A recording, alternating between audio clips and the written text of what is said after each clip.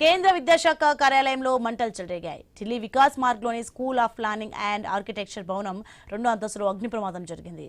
అగ్నిమాపక సిబ్బంది ఘటనా స్థలానికి చేరుకుని మంటలను ఆర్పివేశారు. ఈ ఘటనలో పలు దస్తాలు కాలిపోయాయని పోలీసులు వెల్లడించారు.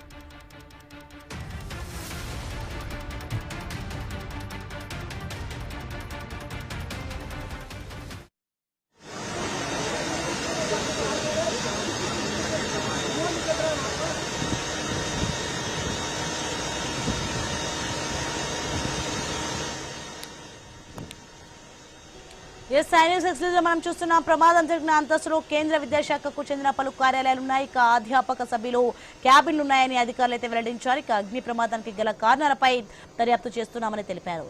మోటార్ ఏసీలో నుంచి మంటలు చెలరేగాయని ప్రాథమిక దర్యాప్తులో గుర్తించామన్నారు. ఆస్తి నష్టాన్ని అంచనా వేస్తున్నామన్నారు.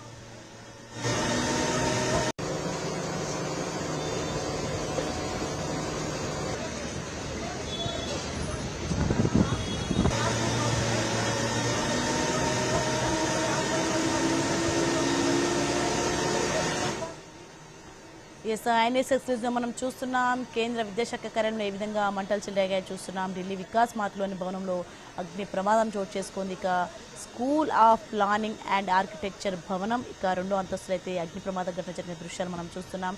ఇక మంటలను అయితే ఫైర్ సిబ్బంది అదుపు చేస్తున్నారు.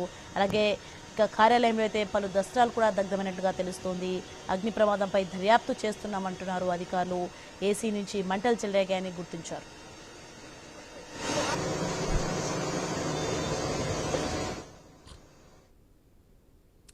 కేంద్ర విద్యాశాఖ కార్యాలయంలో మంటలు చెలరేగాయి. ఢిల్లీ వికాస్ మార్గ్లోని school of planning and architecture భవనం 2వ అంతస్తులో అగ్ని ప్రమాదం జరిగింది. అగ్నిమాపక సిబ్బంది ఘటనా స్థలానికి చేరుకొని మంటలను ఆర్పివేశారు. ఈ ఘటనలో పలు దస్త్రాలు కాలిపోయాయని పోలీసులు వెల్లడించారు.